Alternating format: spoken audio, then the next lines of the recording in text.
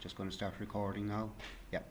So how that's going to work is this is going to go up on YouTube. So I'm going to record it and I'm going to get the login details to upload it to a YouTube channel tomorrow, hopefully, and I hope to have that done early tomorrow, and I'll send out a link to everybody then. So there'll be no live broadcast. At least it's available. Yeah. And yeah,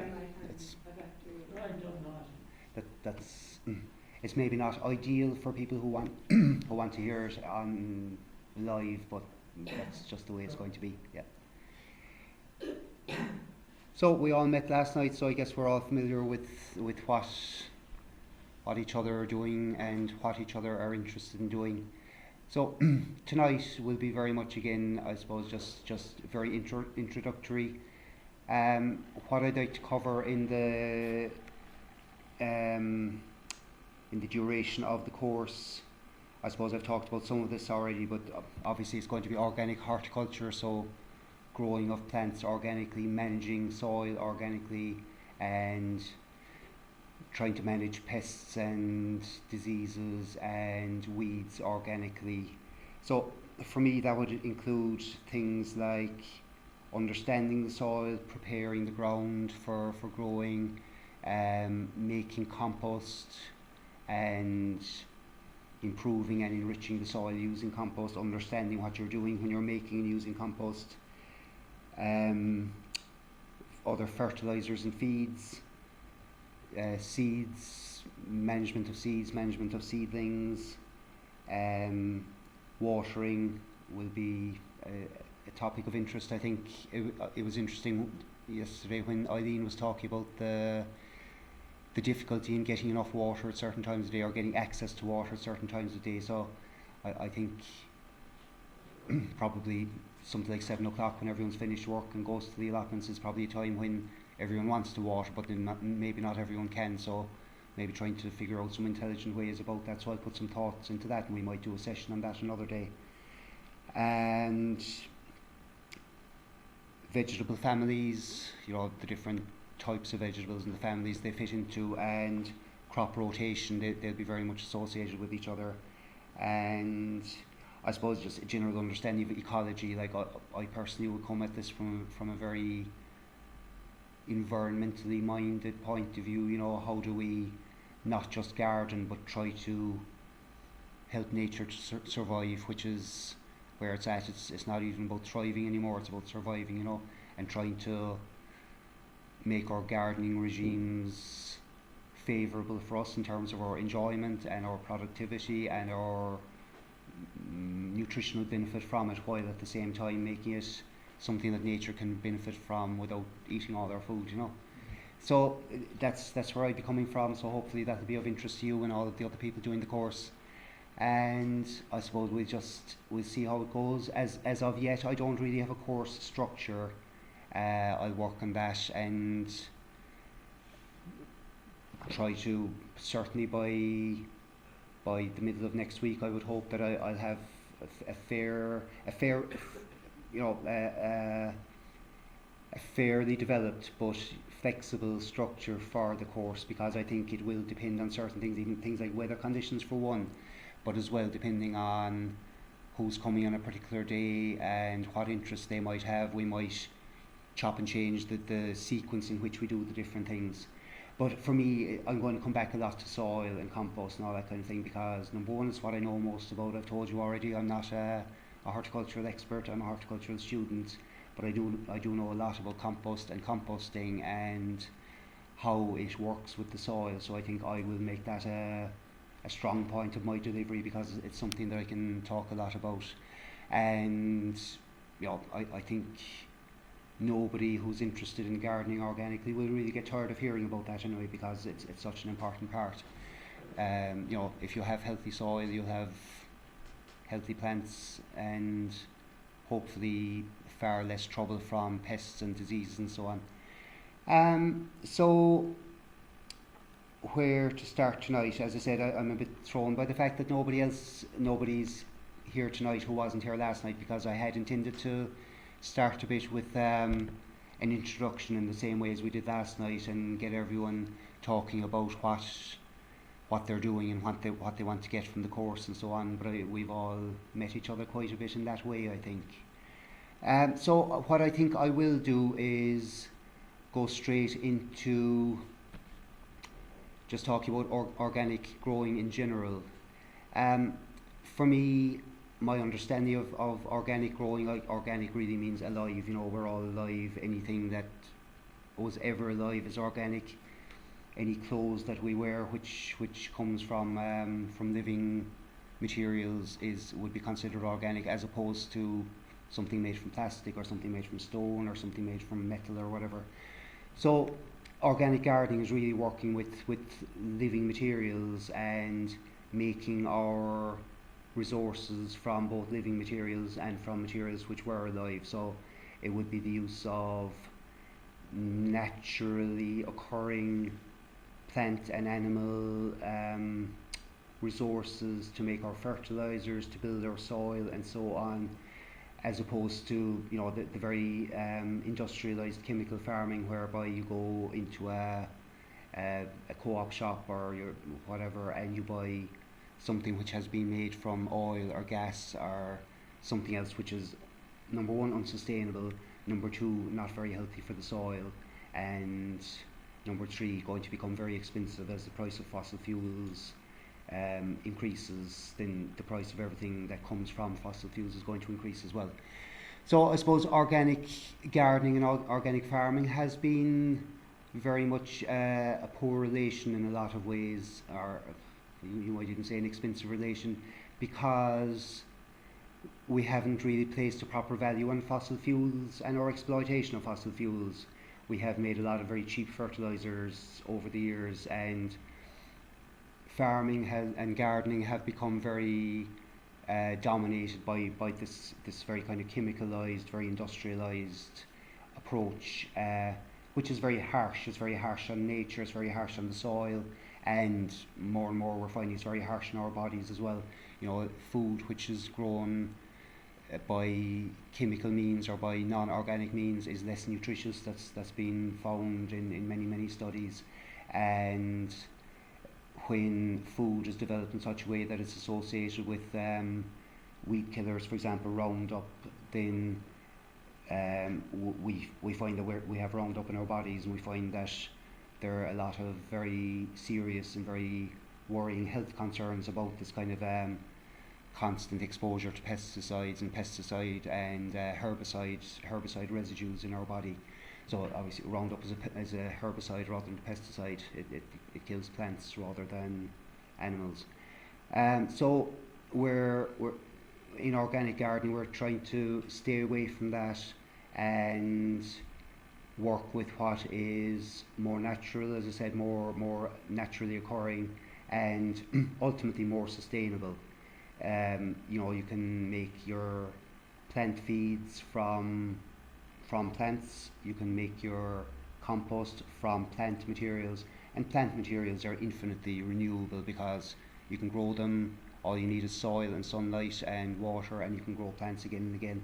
So it's very much more a renewable resource than something relying on fossil fuels.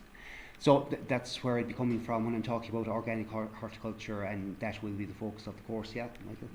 I'm just wondering the purpose of having gone away from organic. You know, because at one point we were all organic, and then we weren't. And is it true, would you say it's true that shifting from a non-organic to an organic focus, you're going to sacrifice something, particularly volume, you know, your yield? I mean, the only reason to go chemical, herbicide, or pesticide is to produce more crop. It may be less healthy, it may be less tasteful, it may be uniform and everything, but there's a lot more of it. And so if we, even on our own plots, you know, if you don't spray for slugs or snails, you're going to lose a portion of your stuff. So is that basically a trade-off that we just need to accept? Like maybe you plant more lettuce and you're going to lose some of it, but in the end you'll have, rather than every head of lettuce is going to be beautiful and perfect and uniform and also somewhat toxic. I guess that is the trade-off, yeah. Like, it's the whole food chain and the whole food economy is so interesting and so horrifying in some ways. Like, I saw something recently about the journey of a bunch of grapes starting in Chile or Argentina, somewhere in South America anyway. And people in the vineyards cutting grapes, and they cut like a big bunch of grapes. And then straight away they're trimming it to size. They're dropping like half of the bunch on the ground to make the bunch of grapes such that it will fit nicely into a punnet and look nice inside the punnet. Straight away half the grapes are gone. And then it's packed, it's shipped, it comes into Europe via Rotterdam. There's some guy in Rotterdam harbour checking, visually inspecting the grapes, and if he sees a rotten grape in a punnet on the top of a pallet, the whole pallet is rejected. It's serious. And this guy was saying, this is outrageous, this is ridiculous. If you were living in Spain and you went to your mother's vineyard and you pick a bunch of grapes and there's a rotten grape, you just throw away that grape. We're throwing away the whole pallet because of one rotten grape. So yes, there's a greater yield, but there's an intense amount of waste as well through this industrialised food system. And I suppose what's happened as well is that even though the yields are higher, the control over our food has gone into fewer and fewer hands, and that's a very worrying trend and a very worrying development. Like whether it's dairy farming or fruit production or whatever, very few people are doing it anymore. Even dairy farming, a lot of the small farmers are gone. It becomes economically unfeasible, because with modern dairy farming you're expected to get into debt. Basically, you're expected to get into debt to stock more cattle, to build larger housing for them, larger slatted units, and then you've got all this extra slurry you have to deal with. You're supposed to buy more fertilizers and all of this. So it's an economic model based on debt, which is basically ensnaring farmers. Only the rich can survive, and it means that the rich end up buying up the land of the others, and that's only dairy farming. And the same thing is happening in so many sectors, and like it's very, very worrying when you have no control over who's supplying your food, because they then have control over you. So like, I suppose another beauty of the organic sector is that anyone can do it. Even if our yield is less, we can work more towards feeding ourselves, both in our own plots and maybe communally. I know I think I heard talk recently of somebody interested in starting up a community garden in Ballincollig, which I found interesting. Like, allotments are great, but allotments is like, I work for myself, somebody else works for themselves, maybe we get on, maybe we don't, but this is my line and don't cross it. Community gardening then is people working together, so it has a different dynamic, and it encourages a lot of communal interaction, a lot of social interaction, and ultimately builds trust, in my opinion. So there's an extra aspect to there's an extra product in that garden. You're building community as well. Yeah. The City Council hadn't given us a strategic plan that was published last year, but it said that firstly they're intending to put in allotments and community gardens Okay. into pretty much every residential area of the city. I would love to see that. Community gardens is a significant part of that. Yeah. And as you say, whereas it's collective and collaborative as opposed to individual. Yeah. And so groups. Is there a time frame on that then? I couldn't say. I can't remember. But I mean, it's a pretty serious plan. A lot of detail. It's worth looking at. And that's how we got thinking about rainwater harvesting. Because similarly, the city were really promoting that very strongly. Yeah. It can't come a moment too soon. We're in a very vulnerable position in Ireland as regards food supply. We're an island on the edge of the world, and we have a very schizophrenic next door neighbour, if you'll excuse me saying so. in terms of its attitude, in terms of its national identity and its attitude to other countries is not very stable and not very mature. And then you have the European Union, which I think there are a lot of loose threads in the European Union as well. It's a bit frayed. And then of course you have Eastern Europe, which is bubbling in a lot of ways. And like, if we, at the moment, we can't really feed ourselves, we should be able to. With an Irish climate, we really should be able to protect ourselves against a lot of impacts, but we're not geared towards that. We're geared towards beef and dairy production, export, get in lots of money and buy cheap food from the German supermarkets, which comes from God knows where. It's a very, very unsafe place to be in at the moment. So like, organic, I think, is a big part of that, because as I say, it's sustainable. And there's a very interesting model for this, which is Cuba. There's a really nice film, it's called The Power of Community, and it's you can find it free on the internet, free to watch. And it was made, God, I guess like 20 years ago. This is when I saw it first in Ireland. It was doing the rounds then. When we were talking about peak oil, about when when oil production becomes a game of diminishing returns, that it becomes more and more expensive to go after whatever easily available oil is left in the ground, and fuel prices start to rise, which obviously they are now. Then this film was kind of making a connection with that, because what happened in Cuba was an island quite very close to the United States, but Cuba had, the only friends that Cuba had after the Cuban Revolution were communist countries, especially the Soviet Union. And so they got supplied with everything by the Soviet Union, fertilizers, seeds, even machines, fuel, and so on. And then the Soviet Union collapsed and Cuba was in big trouble. So everybody lost a couple of stone weight very, very quickly in Cuba. And they had to start doing it for themselves, because USA is 60 miles away, but they weren't going to help them. And basically they just became an organic agricultural and horticultural powerhouse, not in terms of export, but just in terms of making sure that everyone in the country was fed.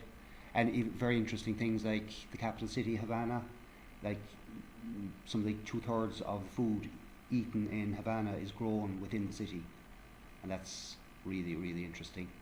And if you ever see drone footage of Cork City, you'd be going, you could grow food on half of the roofs in the city, but we're not thinking that way yet. We're still thinking food is cheap in the supermarkets, I'm just going to go there.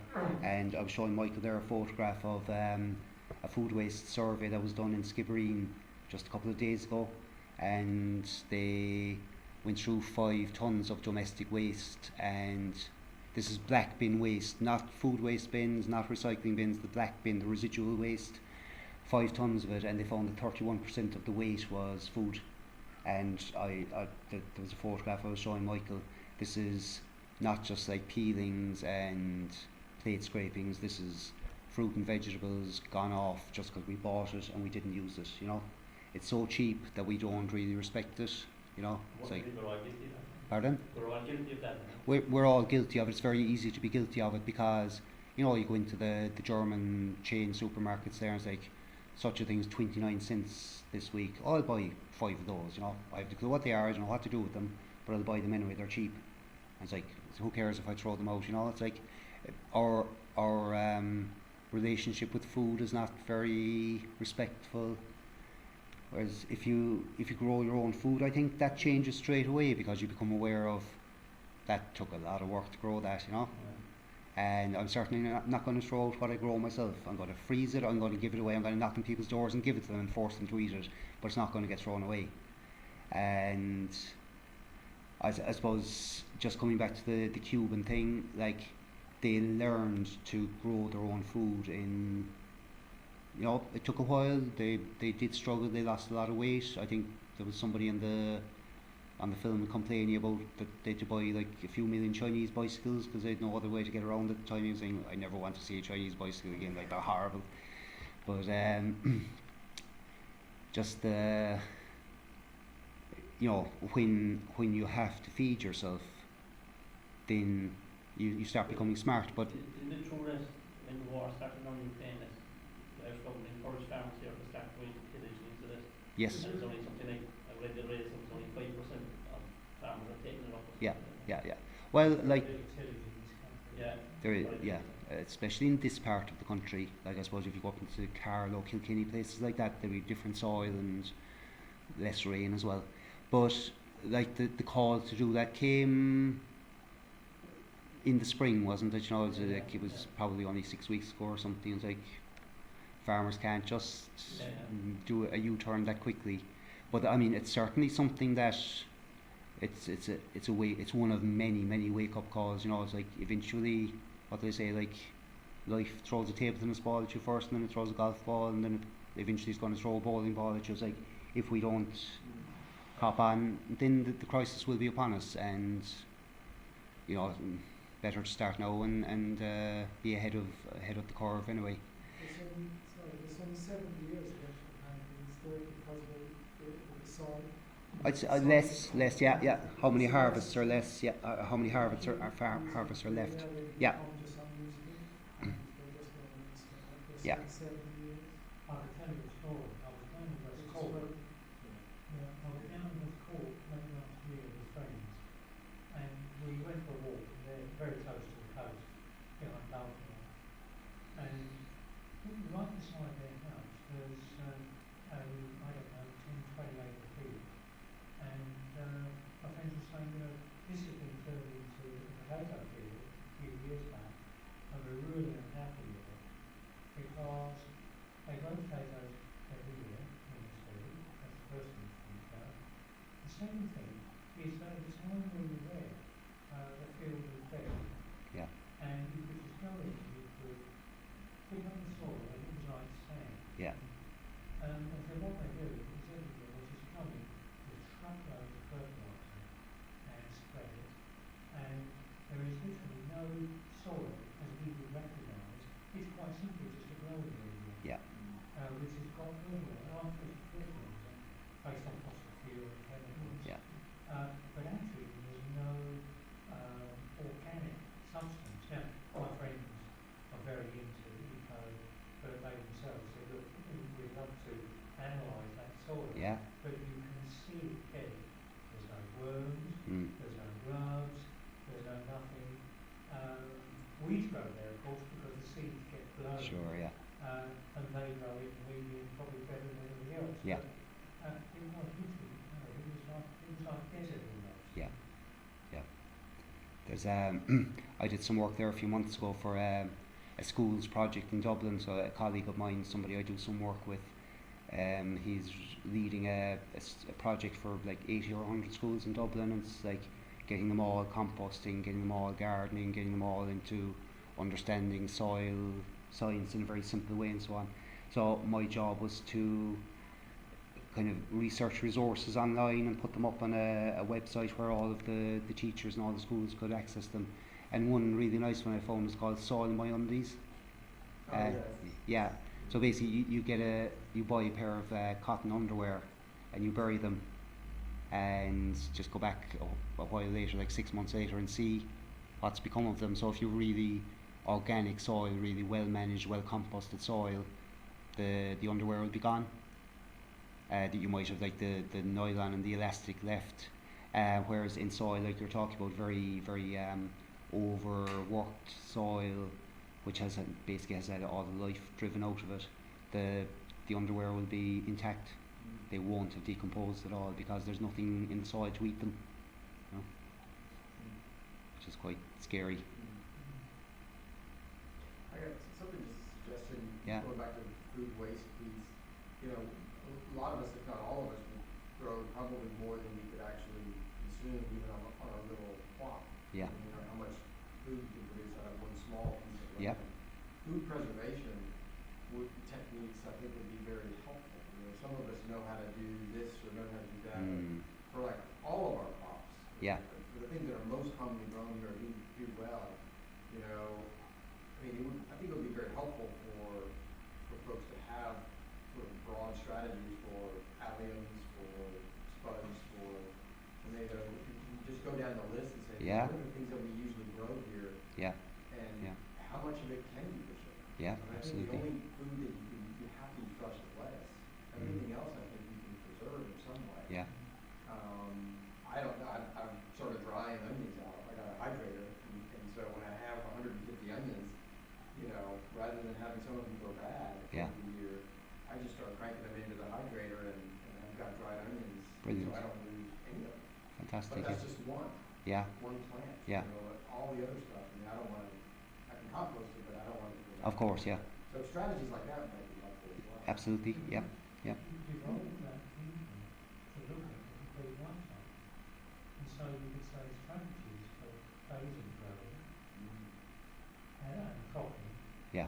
as well as preservation. So Right. you look at the whole life cycle, because I know myself, I grow more than I can use, so I end up giving courgettes to all my neighbours and beetroots to all my neighbours. Yeah. And that's fine, it's a nice thing to do. Yeah. But actually, if I was trying to be more self-sufficient, actually having a strategy for better phasing the preparation and seed and Yeah.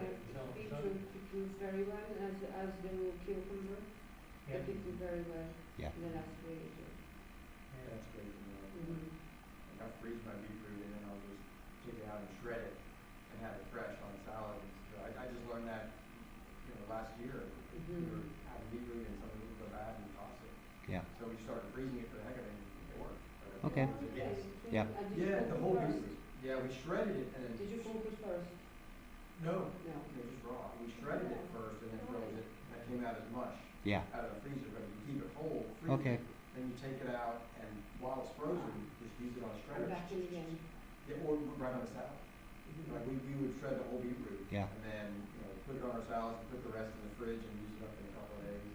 And the rest of the beetroot lasts forever in the freezer. But that was just a lot. We were just guessing. Yeah. Yeah. Yeah. That's You great, know. I didn't know that. I know with things like cauliflower and blanched and not just Mhm. Yes. But I found after blanching and then they're not the same. They're not the Cool and same, very, yeah. very quickly. Yeah. Yeah. Yeah, I found It's that difficult I think. that works very well with kale, blanching and kale. We wash it and chop it and blanch it and cool it very quickly. It's fabulous. And the leeks, you don't actually have to cook it all. It's actually better if you pull the leeks and leave them in your garage door for a couple of days and they dry out Okay, and just chop them okay. and bag them and then you can wash them when you unfreeze them. Oh, so you bag them and freeze them? Yeah, because they need to be kind of dry, Okay, so you're nearly better off not to wash them.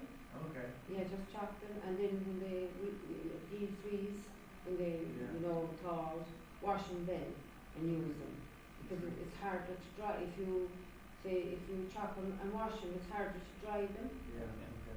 So you're better off to leave them on the floor of the shed or whatever and leave them dry out a little. About 2 days, I When think you it blanch takes. your kale, do you freeze it then? I did, You I do? blanched it, cooled it very quickly. Yeah, And bagged it and and no, I froze it yeah. in the tray in the freezer. And I then just when you take it out, how do you cook it in a pan or do you heat it up? when I don't get if I'm using meat, I just take it out and pop it straight into the pan I'm using. Whatever I'm You cooking, cook it up? I don't have to. You don't really have to defrost it. Okay. yeah. Defrost the seconds. Does it crumble down? Yes, grand, it's lovely. Yeah. Yeah, I mean you still have all the nutrients. You know, it's like a superfood. Yeah. You can use it in shakes and Yeah. anything else. Yeah. I tried freezing apples once. That was a bit strange. They came out looking perfect, but they just had gone spongy. You just wouldn't. You could probably enjoy the juice from them, but they were no pleasure to eat. Mhm. But you know, like you said, you have to try it just to see. I think somebody gave me like a huge bag of apples. There was no way I was going to eat them all, so I said, yeah, I might as well Yeah, they're freeze really them. better off if you actually can store them, if you make sure that they're not, if you can store them someplace dry and Yeah. cool, Yeah. and they'll actually keep, Yeah, but just make sure there's no bad parts. yeah, But you can actually freeze several oranges as well. I do that, I get a couple of batches, you know, in January or February when they're out, and I make my marmalade, and then I freeze like a batch of oranges. okay, You freeze them whole. yeah. Yeah. And what would you do with them? Make several marmalade. just chop them up whole. Well, you can, there's a couple of ways you can cook them. Yeah. I usually halve them and cook them and then scoop out the innards then. Yeah, and yeah, chop. yeah, yeah. Okay. Yeah. But as you say, David, I think there's a whole. I think there's a real interest in it now, but there's definitely a great opportunity, I think, for even training courses in preservation methods for a lot of different foods. Like just until today, today was my last day in a particular job that I was doing, and I was working closely with a company in Cork that do a lot of probiotic foods and drinks, so they're very much into fermentation. So even things like fermented cabbage, like I got some yellow cabbage kimchi from them today. It was amazing. Whereas like cooked green cabbage, to me, I'd rather throw it away than eat it. I just don't like it. But it's a vegetable that's made for pickling, for fermenting, and yeah, like there's so many things we can do. And again, it's about, we don't live in a climate where you're going to be able to produce enough food 12 months of the year. So if you can produce more than you need and preserve it, I mean that's how our ancestors survived. If you've got any resources on that, that'd be great. Yeah, I'll look into that. Yeah. Appreciate that. And If you go back to what you're saying there about organic growing, all compost we buy in the chemicals and that, I mean, are they all organic or are they not organic? they are like pretty much everything you buy would have an organic base anyway, but it would be peat. Yeah. Peat from the bogs, peat moss, and the problem with peat is it should be left in the bogs. We shouldn't really be digging it out. Now, Like you get compost from peat, right? yeah, like I would rather see peat being used for compost than see peat being used for burning, which is, I suppose we fight a lot of silly battles in Ireland. Like we should be making sure that none of the power stations are burning peat if at all possible, and not be worrying so much about the smaller fish like compost for gardening. But on the other hand, there's a huge amount of peat used and exported for the horticultural industry, so it's something that we should be looking at reducing. Like it's very unsustainable.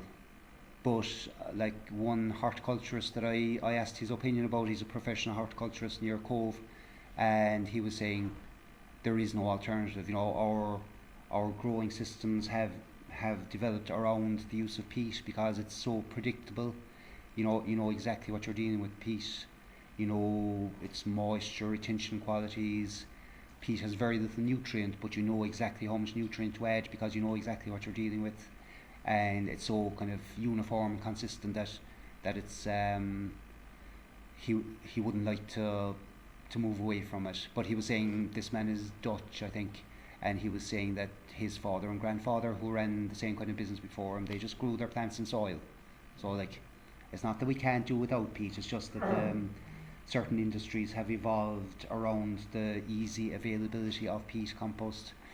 So it is possible to buy peat-free compost, not cheap. It's well, you can buy cheap stuff in Aldi or something, but then it looks cheap. I bought a bag myself there a few weeks ago just to check it out, and I prefer the compost I make myself. It was quite rough and kind of it smelled like wood. I'd say it's a lot of kind of composted wood chips or bark mulch, something like that. Which is fine in terms of organic matter. It's fine, but I wouldn't call it a high quality compost. But it was cheap. On the other side of it, then I saw in Dunn's they're selling peat-free compost at the moment. It's like 25 litres for €6 or €7.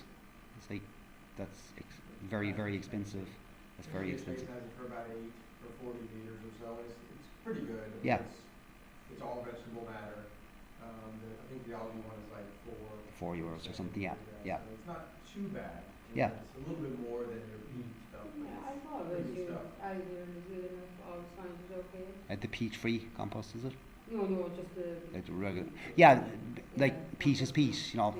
There isn't going to be much different. Like some of the more expensive peat compost then will be they will have been amended. There'll be something added to them, and they'll be graded. You know, you'll get a seeding compost and a potting compost and different things, or you know the John Innes system, John Innes 1, 2, 3. Yeah, yeah. So like John Innes 1 would be a seeding compost, so it'll be very low nutrient, because you don't want to give nutrient to your seeds because it makes them grow too fast and they're not very healthy. And then John Innes 2 would be for potting on and for kind of small pots and so on. The John Innes 3 would be for, there'd be like a lot of feeding, that kind of slow release feed, and that'd be for large plants in pots that where you're not going to be changing the soil for a long time, so that they get a continuous feeding. So like you can adjust any compost in that way, you know, you can kind of add ingredients accordingly. But I suppose the peat free, like the main kind of organic suppliers around here would be Fruit Hill Farm, your Bantry, and you can buy this German stuff there, Classman peat free compost. It's about 12-13 euros, I'd say, for, it's probably like 70 or 80 litre bag. And I suppose that's about the general going rate. But then when you look up the website and see what's actually in it, it's like there's a lot of coconut fibre in it, coir as it's called, which is a byproduct, a waste product of the coconut industry. And again, grand is peat free, but what's the story with this coir? Where is this coming from? Is it sustainable, or is it coming from somewhere? Like I was just reading yesterday about Sri Lanka exports a lot of coir because they make money from exporting coir. But like Sri Lanka is dying because they're losing all their soil, you know. So in my world, they should be keeping their coir, and we should be paying them to keep their coir, maybe, because you know the world could do without Sri Lanka running out of soil, because when you have an economic and environmental disaster in one place, it's not going to just stay there, it's going to impact the whole world. So the Classman peat-free compost, there's a lot of coconut fibre, and I think there's something else, but I can't remember what. And then there's maybe about 10 or 20% green waste, composted green waste, so that'd be like landscaping waste, grass cuttings, things like that. So it's made from quite cheap ingredients, if you like, you know, but at the same time you know, a lot of people like it. My feeling about it is it dries out a bit too quickly, so I think it could be better. Again, I think I could make better compost myself, but yeah, I haven't got rich from that yet. Like they've got the market, they've got a good product, they're selling it at the right price. I was showing you the little bit of compost I had in the bucket last night, wasn't I, Michael? So that's stuff that I bought last year from Noblewood Landscapes down near Carrigaline. You can buy it in bulk bags.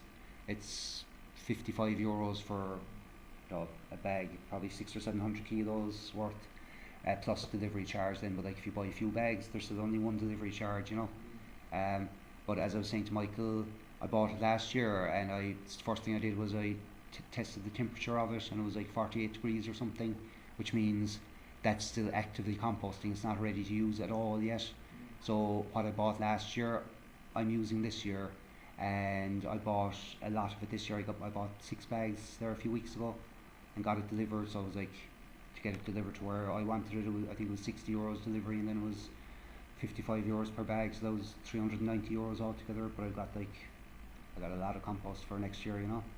And like it's different for me now, because I'm in the compost business. I sell compost as well as anything, so I'll be using that not just for my own purposes, but I'll be mixing that with other things, and I'll be hopefully selling compost as well, you know. So that's where I'd be trying to do a more sustainable version of what Classman are doing, in that I'm getting my bulking agent, and then I'm going to be mixing with other kind of higher quality things.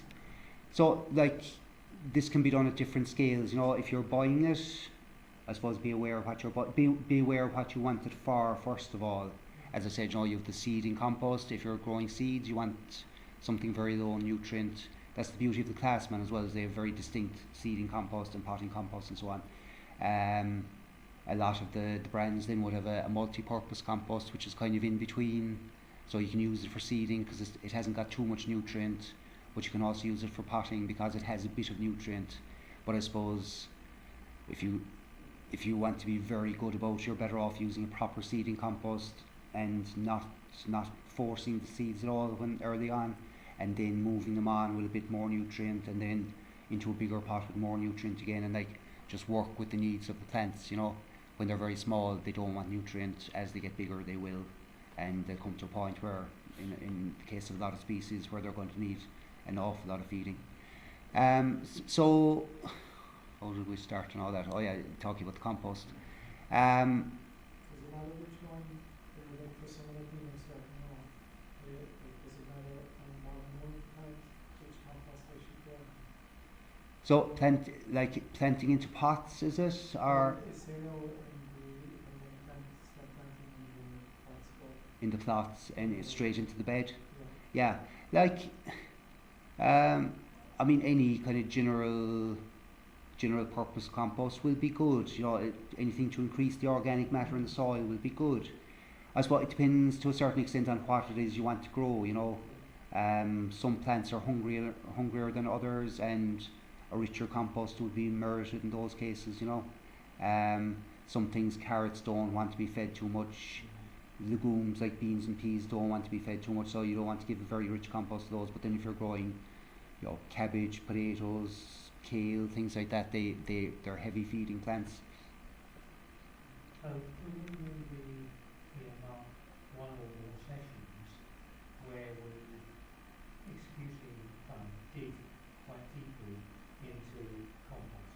I As would. you say, types of compost and content or composition Yep. of compost, the use of particular types of compost, because I think I'm sure we're pretty much the same.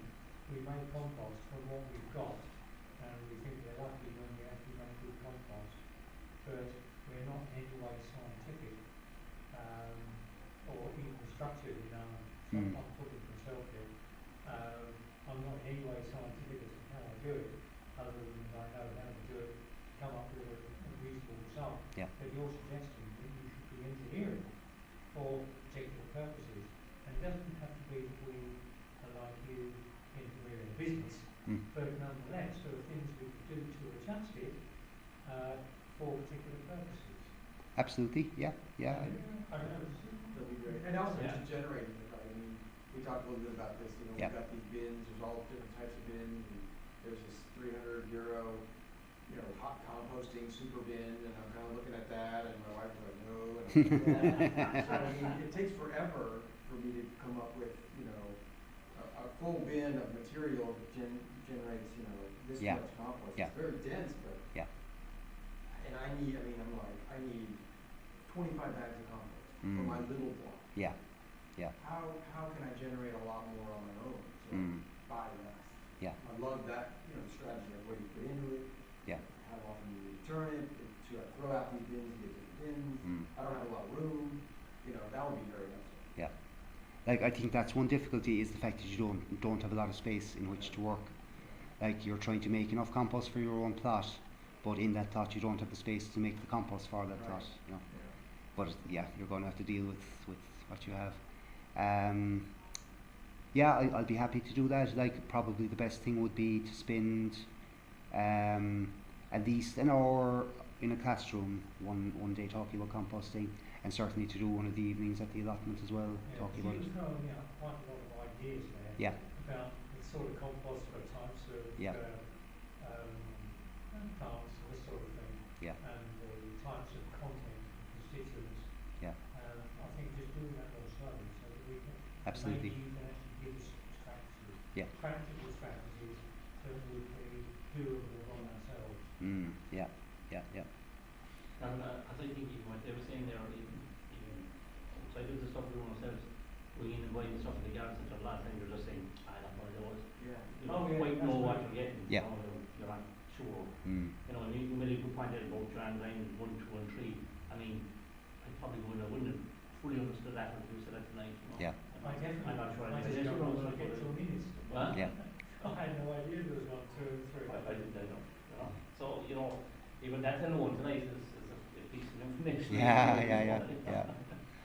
Yeah, a couple of years ago, I should have known better, but I suppose we moved from Macroom to Ballincollig, where I live now, just before lockdown, and my girlfriend is an avid plant lover. She's one of these people that if there's a plant in the shop, she will buy it. If there's 20 plants in the shop, she will buy 20 plants, And so one of the first things we did in the new house was to do the garden. So I bought a bulk bag of G-Up compost, which is made in Blarney. It's composted horse manure. It's really nice. It's fine quality stuff, but it is horse manure, which has its own particular properties, It's very well composted. But I did all the beds with it. I double dug the sides of it was all grass in the back garden. I double dug the sides and buried the sod and put down G-Up and made really nice kind of raised beds, and everything was great. But yeah, that was mostly for Magella, my girlfriend, but a lot of I wanted to do something for myself as well, so I thought I'd grow potatoes in the shopping bags, the woven bags for life. And so I filled them up with G-Up and planted my potatoes, and I got beautiful stalks, beautiful stalks. But there was nothing underground, I think one plant had the nicest. If you wanted a photograph of a potato, it would be this potato. It was about that size, and it shone, it absolutely gleamed. It was the cleanest skin ever. But there was only one potato on the plant, and the other ones that I grew in the other bags had also beautiful stalks and maybe about like 6 marbles of potatoes. But it was because I was using pure G-Up. It's great fertilizer, it's full of nitrogen, but it's not suitable for potatoes, Yeah. So it's very expensive. It is. It's not double. Yeah, like it's cheaper buying it in bulk, quite substantially cheaper, but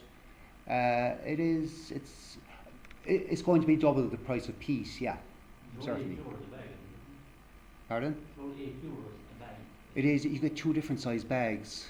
You get kind of a nice manageable, like 20 kilos, and then you get a larger bag as well. Yeah, well, I know. I looked at it seriously. They sell them as like napkins, I think. Yeah, that's what I'm saying. They double the price of compost. So Well, it is very good stuff, what is it lacking that the potatoes need? So I suppose it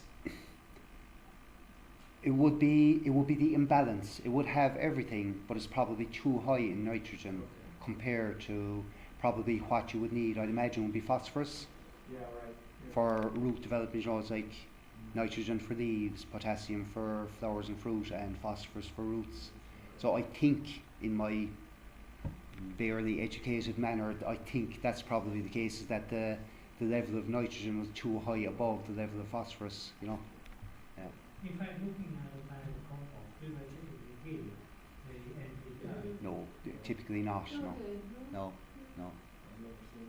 Wouldn't that be interesting? Yeah, it would. Yeah. I remember photographing a page from a friend of mine had a book, and he had a page that I thought was really interesting, and I photographed it. Just want to find it. And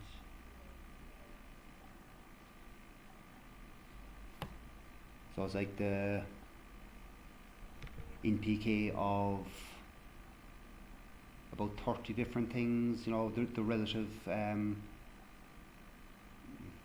amounts of them. So like blood, bone meal, canola meal, cottonseed meal, poultry manure, compost, cow manure, coffee grounds, feathers, fish meal, goat manure, granite dust, potash rock, bat guano, seabird guano, hoof and horn meal, horse manure, paper ash, which is interesting, soft phosphate, I don't know what that is, seaweed, liquid seaweed meal, sheep manure, wood ash, hardwood, wood ash, softwood, and worm castings, which would be the compost made by worms eating something. And the relative amounts of all of these.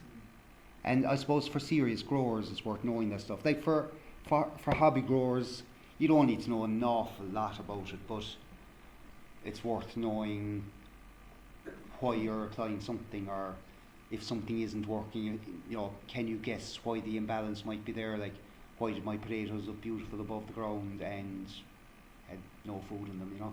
And how to get rid of wireworm? How do you get rid of wireworm? Do you have wireworm? Well, yeah, Okay, I think there's a lot of wireworm. Down there was a lot of it. There's lots of wireworm. right, yeah, yeah. Like, I think the traditional method anyway would be to dig the soil over months before you plant and just leave it exposed, and the birds will eat a lot of them. I'd say anywhere that it's hard when you have a small plot, but anywhere where your potatoes are being eaten by wireworm, don't plant potatoes there again for a while. Is kind of simple and obvious answer.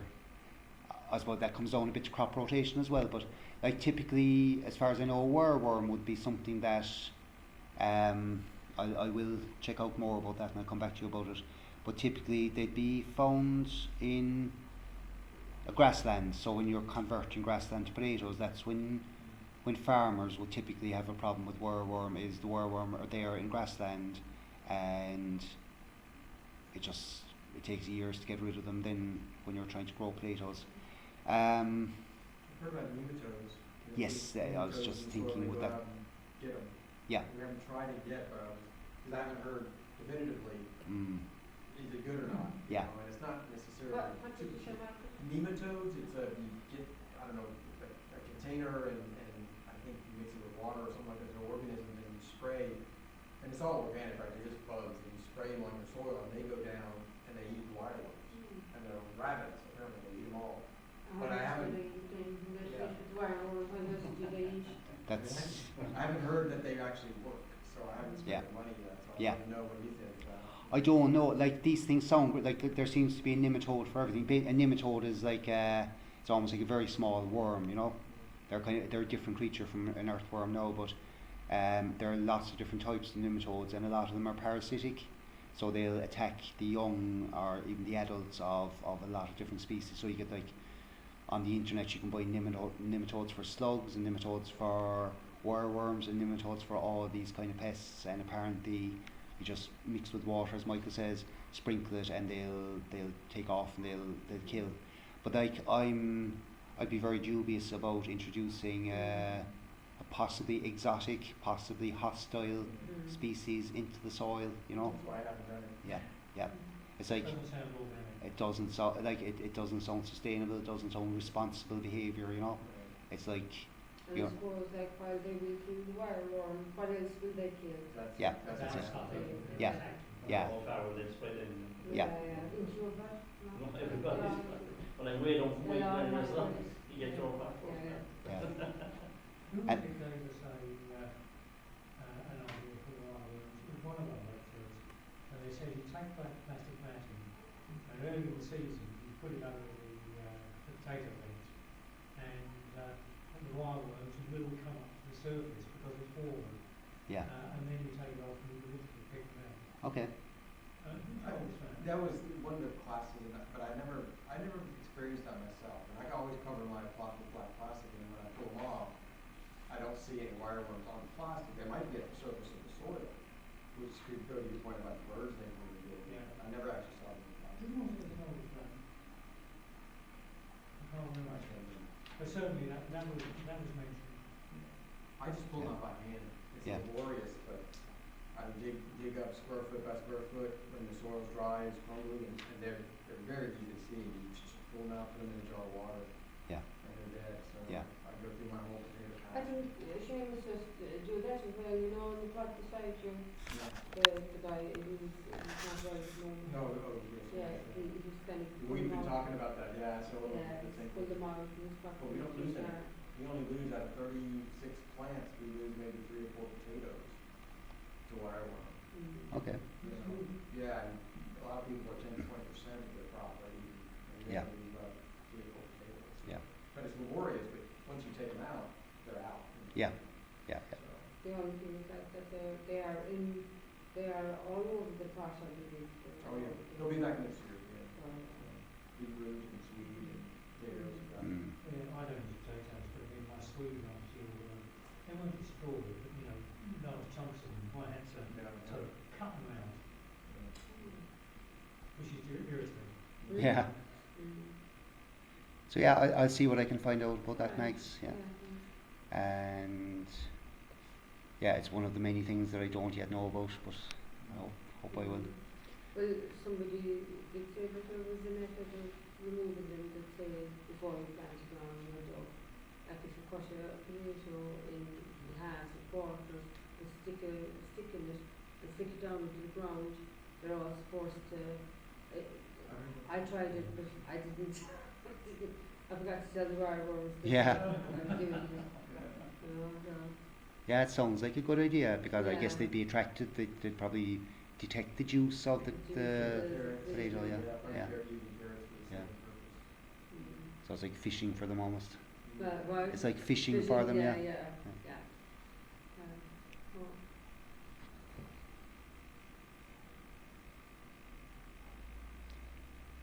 So yeah, like yeah, in fact, pests and diseases is something that I don't know a whole lot about yet, but you know, I'll try and know more by the time we cover it properly.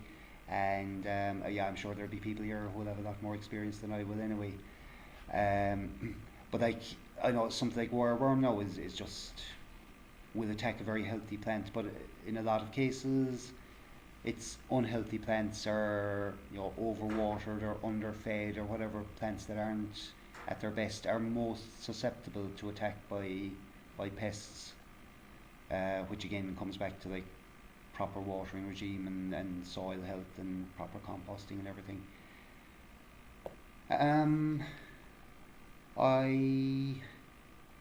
I'm just going to get a drink of water, something I should have done before we started, so excuse me for a second. If anyone wants to use the toilet, I can tell you where they are, and otherwise I'll be back in a second.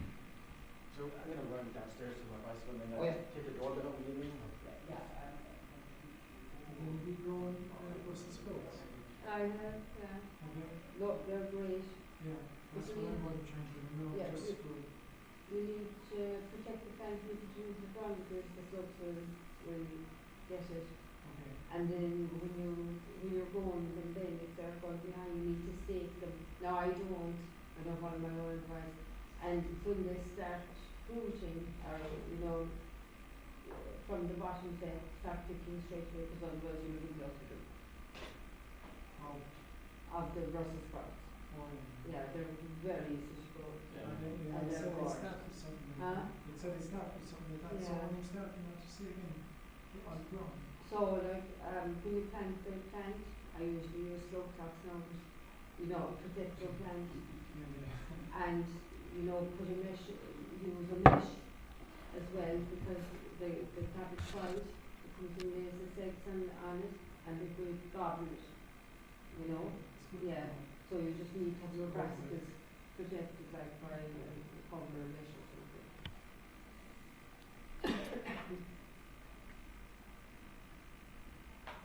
And the pigeons, like the pigeons as well, they eat them.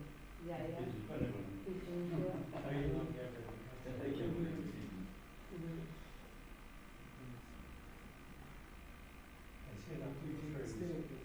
Huh? Just stay with it. It's good practice. Yeah, but like once they start growing they kind of get top heavy, so if you could kind of keep them upright at all, like I'm the worst one now to follow my own advice, so, Yeah, try it.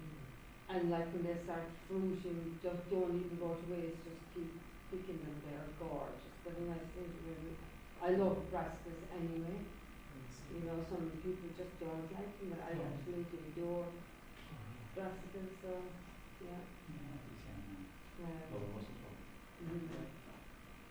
And there's nothing like the fresh ones straight off the tree, they really are gorgeous. Because you can use them in stir fries then as well. Yeah, and they're lovely actually. Or you can roast them. Yes. If you're doing vegetable medley, you can roast them. On Christmas, Yeah. Christmas every week was the only food that we was supposed Yeah. to. Don't let them come in all day sleep. Yeah, And you can also freeze them, like you can blanch them. Yeah. You have to look up the internet now to see how long sometimes it blanch for a few seconds and cool water, then cold ice water. You put them down straight away and you bag them in the flash freeze and you put it in the bag. It's great as well to keep, you know, yeah. Well, I actually usually buy those plants like established, like in the OCS now, where, and I think that 6 dishes are maybe 9 or something, but I put down, I think, 4 or 5 or 6, and I give a couple to my friend, and something got out a couple of my Brussels sprouts plants, you know. Actually, what's the name? I don't know what it is for Tim, you know, Tim, or Eileen is Yes. across from her. Tim, Oh, I did. he did loads of that. Yeah. There's 10 or 12 plants. Oh, yeah, oh, Jesus, yeah. We grew loads of them. Oh, Lord, you want a big family then. There's only two of them. Yeah. There's only one of them there, like. Because like they are so productive, you know. Yeah, yeah. Yeah, they really are. They're great. Yeah. Well, if you want to buy a tray of Brussels sprouts, I share them with you. I take 2 or 3 from you, and you take the rest, and we share the cost. You know, I take your phone number to the find it, and then these tomorrow see them. I buy them, and I think they're over there. I think they're over there. I did, yeah. So I'll buy a tray of them tomorrow, and we can share. Yeah, I only need 2 or 3 to just replace the couple I've lost from slugs, and that is because I need enough stuff down. I have enough stuff tops down. Talking to John today, John was warm and all stuff. I go to try the line now, so I'm just But can you get it organic? You can, yeah. Where do you get it? All type of these. Oh, Or yeah. any walk like that, yeah, sure, I saw them. Well, they must have chemicals in them of some sort. But they do, but the important thing is that they won't kill wildlife. Like, Mm.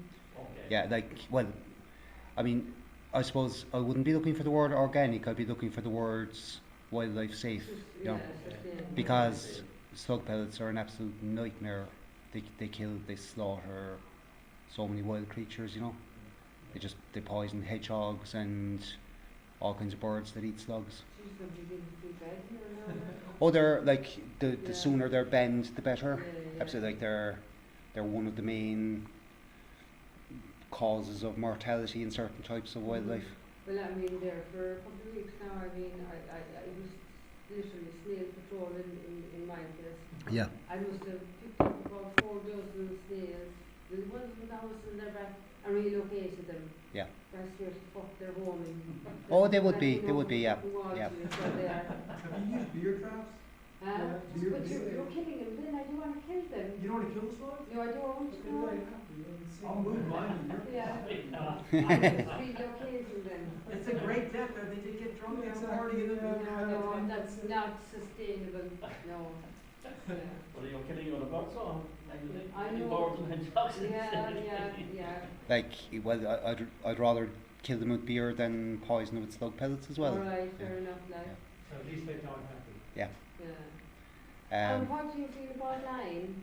How do you feel about lime? Lime as a soil amendment, as a fertilizer. Just as a repellent. I'd say it would be good. Like, I suppose you'd want to know, like, lime is going to change the pH of your soil, you know, it's going to make it more alkaline, so you'd want to be prepared for that.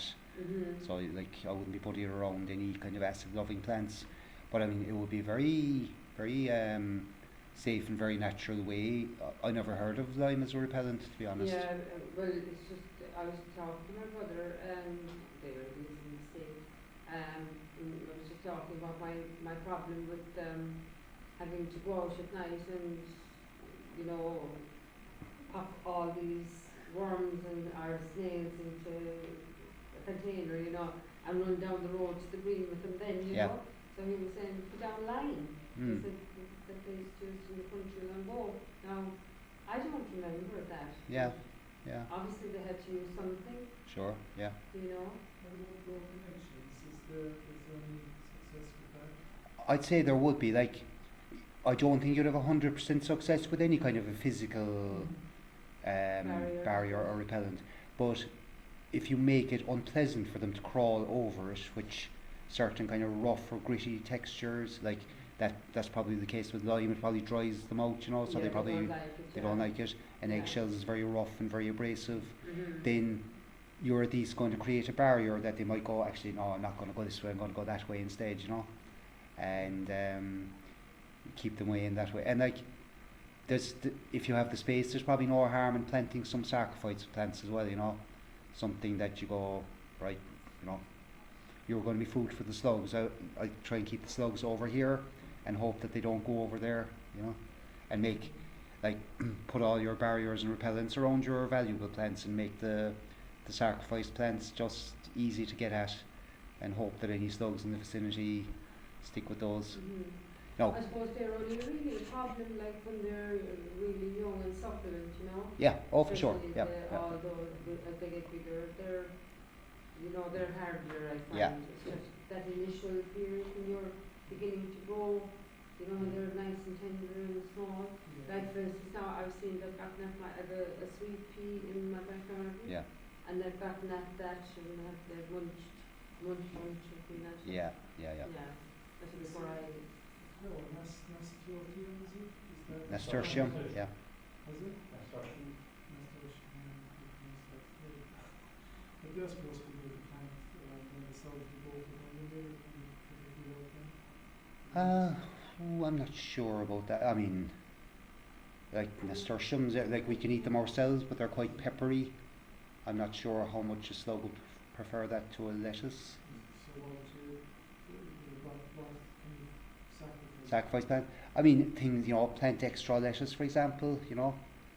I'll let you know how I do this year since I have a lot of lettuce all over my plants. Yeah, exactly, yeah. So I'll put beer around my planted lettuce and let the rest go. Yeah, yeah.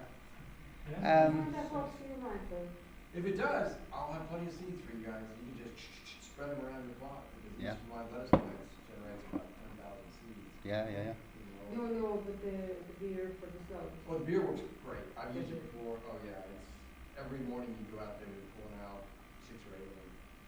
You know, and my plants are they do really well. The coffee grounds and eggshells I've used as well. You go to Bite Size and get free coffee grounds, you know, and just Oh, that's right. yeah, they get the big bags. Yeah, that'll go a long way. You gotta do it as it rains. You gotta replace it, but that works pretty well. Does that work with you? It does And work. especially initially, that's a great idea for it's only It's for good a for short period. yeah, it's good for the soil too. You know. Yeah. It's wrong with the coffee better. Huh? It's not in the coffee works very well. Yeah. But yeah, oh, and I must check that out about nasturtiums. I never heard of that, but yeah, and like they're easy to grow. And God, if you've one nasturtium that goes to seed, you'll have a lot of seeds from it. Yeah. So even the frost kills them. Yeah. But Like you that overnight. yeah, but you can have them right in the October, November. Yeah. You know. There's some like a lot of huge apple trees and they're quite good for them for taking the aphids. The what is that?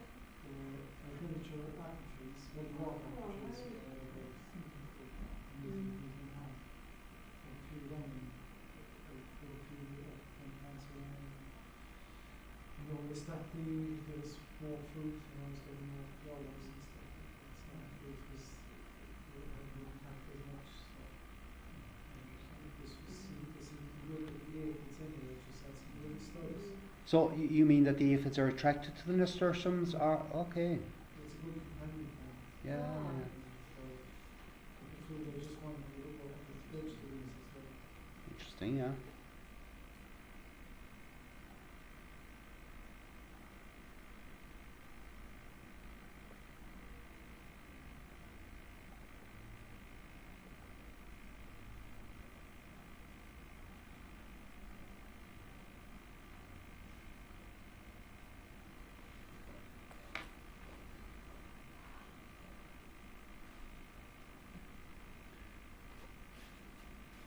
Yeah, the apple trees they're fun, aren't they? We just have one in our garden now. It's quite a small variety, but they just at this time of year now when you see the flowers starting to come, They're such a beautiful tree. Yeah.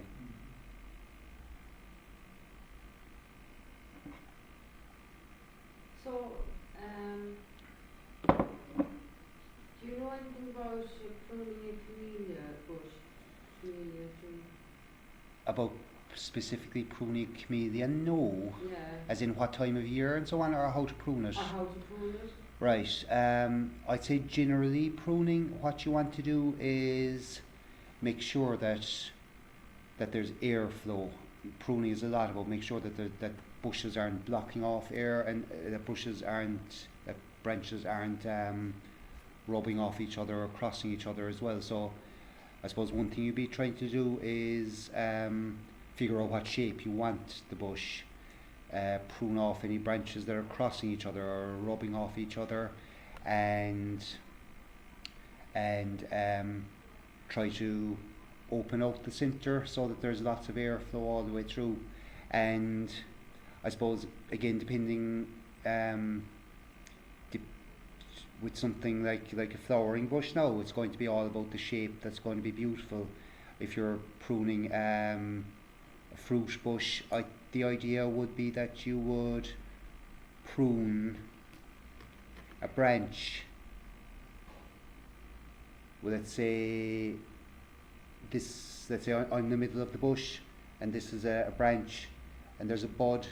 You know, your buds maybe popping out of different parts of the branch.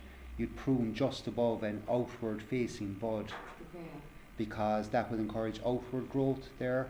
So it's not growing back in on itself, you know, it's growing out. It makes harvesting easier, but it also keeps the centre of the bush open so that you have that airflow, and that's really, really important.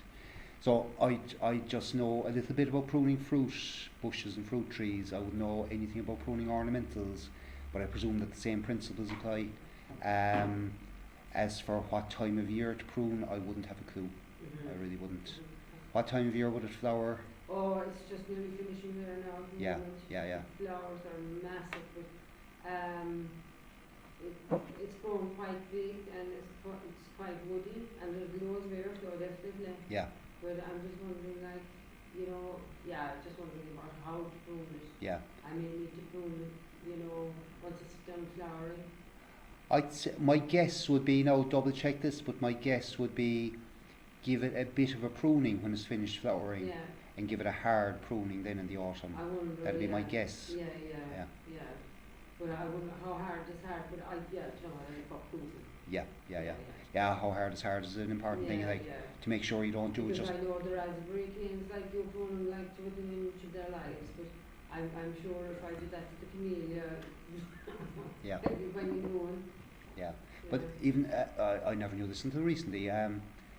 Raspberry, apparently there's two different types. You have the summer fruiting and the autumn fruiting, and the autumn fruiting you prune the whole lot back. The whole lot. Yeah.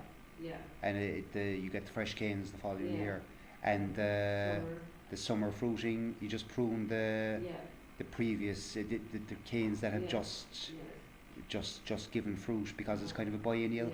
And you leave the fresh ones. Yeah. Mine are autumn now, and I prune the whole lot right back. Yeah. You know, but the yield I get is unbelievable. Yeah. I was getting about 30 pounds of 30 liters. Fantastic. 30 pounds of fruit. Yeah. I like people are sick of me. Yeah. You know, when it comes to you know, to take some raspberries, they were big raspberries are thick. You know. Yeah. Yeah. But again, it comes back to maybe next year people will be knocking at your door saying, any chance for some raspberries? Like, the supermarkets don't have them anymore, you know. Yeah. I mean, they're great. Like, they're great fruit trees. Absolutely, you know? yeah, they're. And you use them in tarts or smoothies. Yeah, they're really versatile. Yeah. I mean, it's like a big huge pot, and Seamus loves it. There's about, I suppose, 5 or 6 pounds in it. Okay. So it takes them about 2 or 4 months to get through that. Yeah. And would you feed the raspberry plant then? Just sprinkle a bit of, we have, I don't know what's in it, it's nutrients. I'll sprinkle a bit of that around it sometimes. Okay. You know? Like kind of just whenever you think of it or feel like it? Or if we were down there, if we were sending something we were using it. Okay, yeah.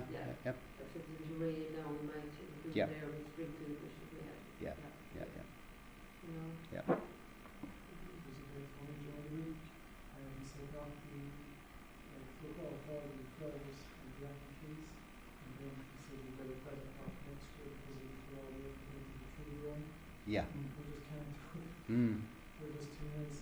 Yeah, yeah, yeah, So yeah. does that work? It would do, I'd say, yeah, yeah. Like, yeah, they're quite new, obviously, are they? I have the flowers. Okay. Yeah. So the evening afternoon or cooling? Both. Yeah. Where did you get them?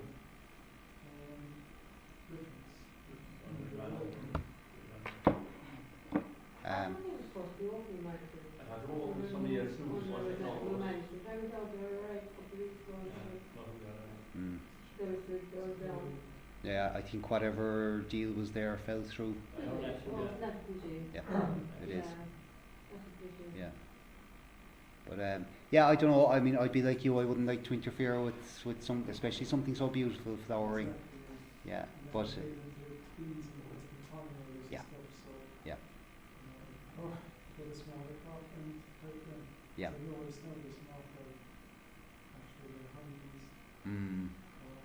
Yeah.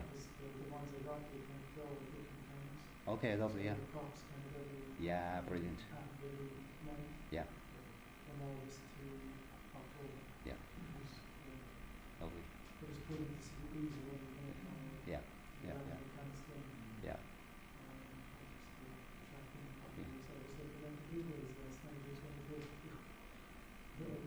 Yeah. Well, I got a bunch of bulbs from Noreen, and she's in the FRC plot as well, and she just gave me this stack of bulbs, we tossed them out, and they took off, so Yeah. couldn't even do anything to help them, Yeah. they just ran. Yeah, It was yeah. great for the bees. I know it's maybe a terrible way to measure it, but I think there might be more bees around this year because I'm hitting more of them in the windscreen of my van than previous years. Like that's the concern about not only bees but all insect populations. Like that's how it started some years ago in Germany. Was people were going, actually I don't have to clean my windscreen anymore every night during the summer. It's like they're just not there. They started measuring. It's like they're not there anymore. I think COVID has helped a lot of that. Yeah, because, possibly. we haven't been, the emissions, we haven't had the travel anywhere for 2 years yet. Yeah. And I think the emissions and the traffic as well, management. Yeah. And then an awful lot of people have gone into growing. Yeah. And growing organically, so I think that could be all kind Yeah. of.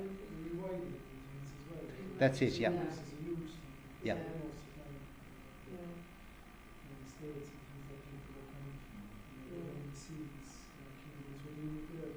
Yeah.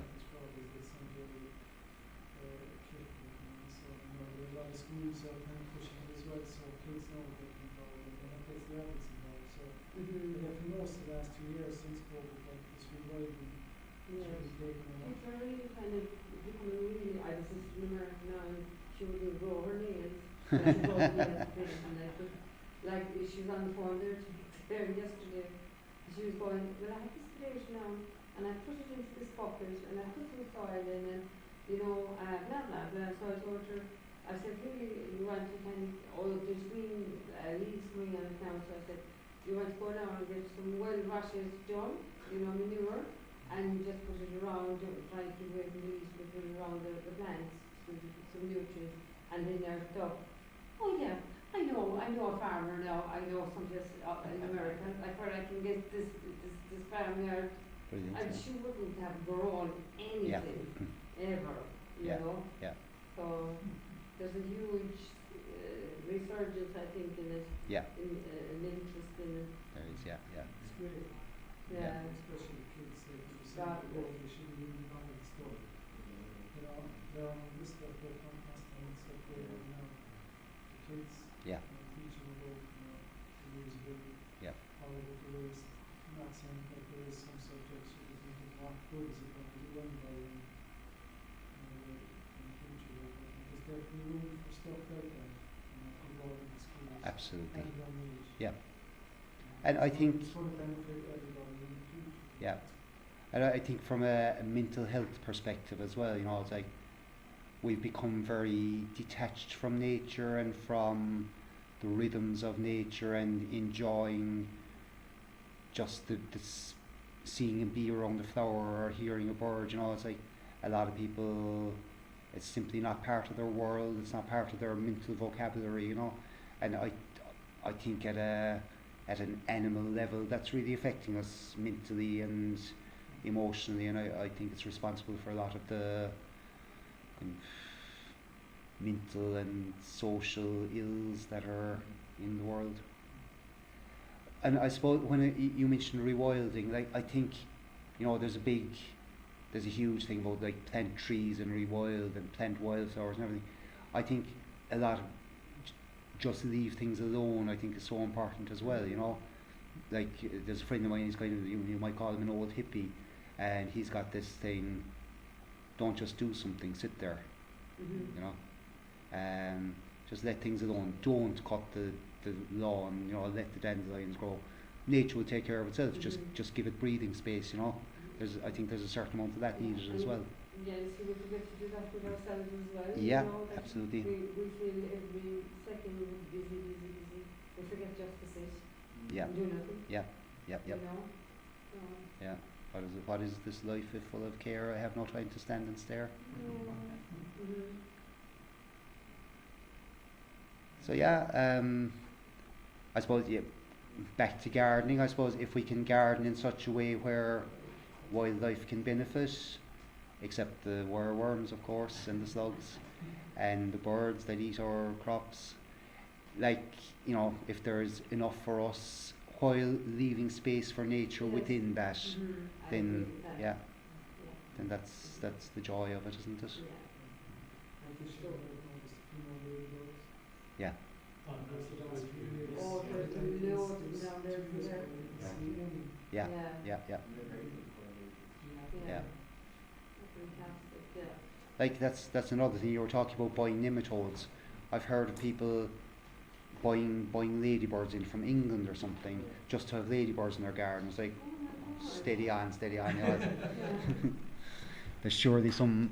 If there's a ladybird left in Ireland, you can surely attract it into your garden somehow. You know, just let a few nettles grow or something. I know, Yeah. I'm digging down in the second every time I go, it was late, but I have to be careful. I was trying out over them. Yeah. I'm sure. Yeah, they probably find their way out. And the ladybird larvae are they're even hungrier feeders than the adults. You know, the little they're like the little. They've got spots. Do you know what the larvae look like before they turn into adults? They're a bit like a beetle, or it's almost like seeing a tiny lizard or something. They're this kind of a thing with 6 legs and a bit of a tail, and they're less colourful. They wouldn't be like bright red or orange or yellow like a ladybird. They'd be kind of a brown with maybe pale yellow spots or something. So that's like the larval stage of the ladybird. But they're growing babies. They eat every green fly they can find. Yeah. Actually, I saw a lizard there in March. I forget now what the name. I was just here trying to remember the name. It was by the sea, and I was just kind of walking up the cliff. So when you're Crosshaven? No, not it's East Cork. I was in East Cork. Okay, because Crosshaven is famous for them. Yeah. Oh, really? Or Crosshaven, Fountainstone, that area, you know. No, and I hadn't actually. I saw he was sunning himself. One of our first lovely sunny days. Yeah. And I had only ever seen another one before in Ireland on Jersey Island. Okay. Yeah. So that was the second time I had seen lizards, you know. Yeah. So, God, he was gone like a flash. Yeah. Beautiful. Mm-hmm. Yeah. And again, like, they're rare, but they're a great friend of the gardener. Any little creature like that is going to be eating its weight in pests. That's fantastic. Yeah.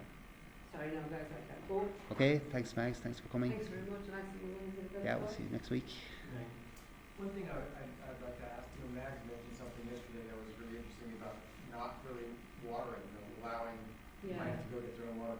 if there are strategies we can explore to reduce the need for artificial water, you know, there's things we can lay on the soil, and mulch or whatever it happens to be, so that we don't always have to go to a watering can when we have 3 weeks of no rain. I think the drought situations are just gonna get worse, you know. Yeah. If we're watering in April, what are we gonna do in July? Yeah.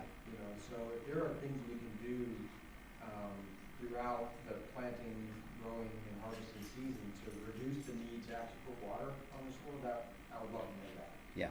Yeah. Yeah, I'm very slow to water when it's in the ground, to be honest. You do well, I mean, you grow a lot of great stuff, so I mean. Yeah, I'd very love to slow do it. water together, yeah, yeah. Sorry about this, not That's quite all right, Max. See Thank you. Max, see you after the weekend. Yeah, like, You know, just spreading compost around more liberally, and that kind of prevents evaporation from the soil, or what will it do? certainly, like compost in the soil helps the soil to retain moisture, and then mulching with something prevents evaporation. So they're definitely two very valid strategies. I suppose growing through plastic is probably a good one, in that it would like I don't like plastic, especially Mypex. You know, it's messy old stuff really, but it has its uses, and it definitely prevents an awful lot of water loss. And other than that, I need to find out more. What you're saying, what Meg said last night, we're watering too much in summer, I think, based on she doesn't water. And Well, that's interesting. she's getting great thanks that we do. Yeah, Because I mean, you can see us all down there, or queuing up at the, you know, there's one source of water, so, you know, anyway, for this bit, it's finished, so the two things hot water. I mean, I've seen problems with some of my plants when I've gone away and for a week and I come back, you know, in a really hot spell in June or July or something like that, and there's a problem. I mean, Yeah. But it's just bare soil. yeah, You know, I had compost in the beginning, but I haven't done anything for 3 months, and so is there something better, kind of spread a newspaper? I've heard all these weird strategies, but I'm kind of wondering what works. Yeah. What's a good thing to do and what's not a good thing to do? yeah. Like I suppose kind of drip feed systems as well. You know, drip feed watering systems might be. I don't know if you could design any homemade one that would last for a week, but you know, things like an upside down bottle buried in the soil with the lid slightly unscrewed, so it's just seeping out water. You know. But yeah, like some plants will just split and crack if they don't get enough water, or they'll bolt. Both, yeah. Yep. Yeah, that's the key. Yep. That's The fun. other thing is, one of the flood is actually very wet. Yeah. And although that she has done drainage, because she's been right into the right. You can look at last year. Yeah, but you still have a lot of moisture around. What we do is, a lot of this was cleared up, you know. It's been pretty dry, yeah. Like the only place is up in the far corner, where next to Eileen's spot, and Eileen said she had that problem in that corner as well. So, over on that, it's fine, so, but maybe the right book makes us that, maybe it still has that. It retains, maybe when it does rain, it retains it better than Yeah. than the rest of it. Yeah. But whatever we can do to minimize our water use, because I think that's gonna be a bigger issue. Yeah. Yeah. And like something that can happen with the I suppose the physics of soil as well is you get a phenomenon called penning, where if you know you get leaching of minerals from the topsoil down, and if there's a lot of clay particles, they wash down to below the subsoil, and they create a pen Okay. which is impermeable and water can't get through it, and then you can have a problem with drainage. You know? And like that could happen artificially when the allotments were being made. If Mag's plot, for example, was a place where a lot of machines were driving past, and it became really compacted, and then they just fired a load of topsoil on top of that, the water isn't going anywhere. You know. Interesting. Yeah. Well, the whole thing was a runway. Yeah. You know, it was Yeah. all the rocks, and because it was an Yeah. airfield Yeah. back in the day, so I think all the rocks were on my plot. Yeah. And was that runway connected with the powder mills, with the It was barracks? a military base. Yeah, Literally, yeah, yeah. Yeah, I need to move it basic. See, that's the soccer pitches road are actually named the landing field. after Okay, the- yeah, that's yeah. where it comes from. So, in fact, I'm showing my age there now, but I vaguely remember back in the early 60s, as a child, going out with my father and seeing something in the back of my memory. Yeah. Remember this, whether I'm fooled by it or not. No, Mhm. something tells me that I did Yeah. go there. Yeah, yeah. So I wouldn't be from Ballincollig, I would be from the road there. Right. I just vaguely remember something way back. Yeah. And when my memory's fooling me or not. Yeah. So yeah, that whole thing about water management, and like there isn't really space for putting in ponds or anything like that. There isn't. No, Yeah. no. And is the city council coming on board with that suggestion that I don't know yet. we're on it? I chased Stephanie 2 weeks ago. We haven't heard it. So we know the councillors are behind it and staff is behind it. No answer. We put in a big proposal to the city to do rainwater harvesting Yeah. and using the polytunnels as collectors. And so we put together, what is a pretty good plan, we think, together with the city engineer, Yeah. and which is waiting to hear whether we want money. But it will cost money. Yeah. Tanks and pumps and all the rest of it. Yeah. So no news. I assume that's good news, but I don't know. Yeah. Yeah, it's, you wouldn't know with the council, like you could, in 2 years' time there could still be no news because nobody just bothered to get back to you about it. Well, I've chased once, you must be careful now. Yeah, that's true as well, yeah. Yeah. I was in at Grange Men's Shed, Frankfield in the city. Yeah. It's kind of it Kinsale Road roundabout if you start towards the airport, but then straight away head up past Henley's Garden Centre up the hill there. It's Grange, Frankfield, and I was in at the men's shed there this morning, and they've like 5,000 litres in storage. They've tanks up in a flat roof, but it's feeding off a higher roof, and they're planning to use all that in their garden. Yeah. But yeah, I mean, obviously they have to use the height as well for gravity. But yeah, like for probably the materials wouldn't have cost them much anyway. 5 tanks, what are they, like 60, 70 euros each or something you buy them for? Probably more than that, the clean tanks. Would they be? Yeah. Yeah. Yeah. But yeah, whatever, it's within the bounds of possibility anyway. Yeah. And so what else would be entailed in your plan? The pumps, I suppose, would be an expensive part of it. What we did was we proposed an underground tank, Mm-hmm. so that we didn't have to have the collectors at height. Yeah. So what we're doing is we're collecting near ground level Yeah. on either side of the 2 tunnels. Yeah. And then feeding down to an underground tank, which is quite a smallish tank, but that's a hole that then pumps back up Mm. as and when necessary to tanks around the tunnels, but also the plan is to have tanks on individual plots. Decentralized storage. Yeah. So you got eight months of rain when you're not needing. Exactly. Yeah. You fill them up over that time, but once they're full. Yep. That's it. That's Yep. and then these refill and you got your water. Yeah. 1,000-liter tank on a plot.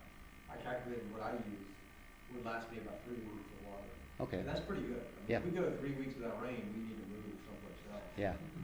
But I mean that ought to be pretty good to get you through any year. Yeah. Once it rains again, you're right back. Yeah. into Yeah. Yeah. your supply. Although the last couple of years, I think it was it 2 years ago, we had a couple of very long dry spells. Yeah. But yeah, I'm Yeah. just going to have to. Yeah, there were several years when the jet stream stopped in the North Wind. Yeah. Yeah. Yeah. And we just kept rolling for Yeah. 2-3 months at a time Yeah. in the earlier part of the year. Yeah. And I think that may be a function of the Gulf Stream. Yeah. But nobody's saying it definitively. I know, but Yet. there's definitely something happening. Yeah. I think so. Yeah. Yeah.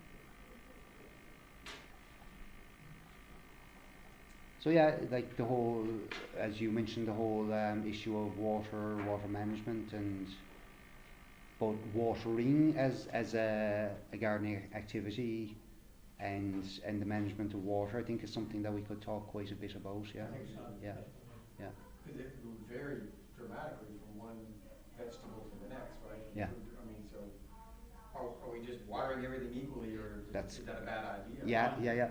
Yeah, well, I think we're all the same. Our poor plants. What are you doing to me?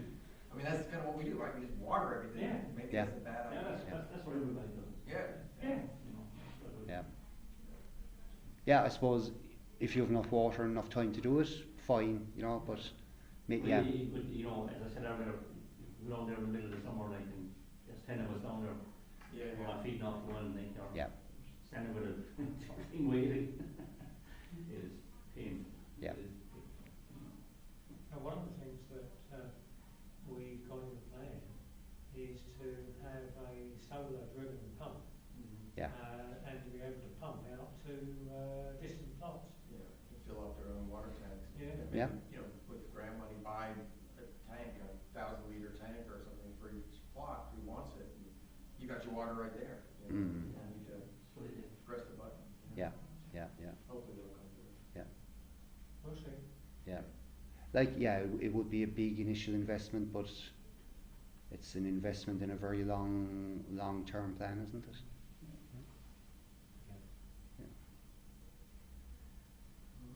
Great stuff. We'll leave it there. Yeah. Yeah. Happy, one question, David. Yeah, Will- sorry. Will you have handouts in this? I will. Yeah, yeah. Just one more. Yeah. Like, yeah, I'll need to develop some of that, but I mean, tonight was just going to be very informal, and It's been good tonight and last night, so. yeah,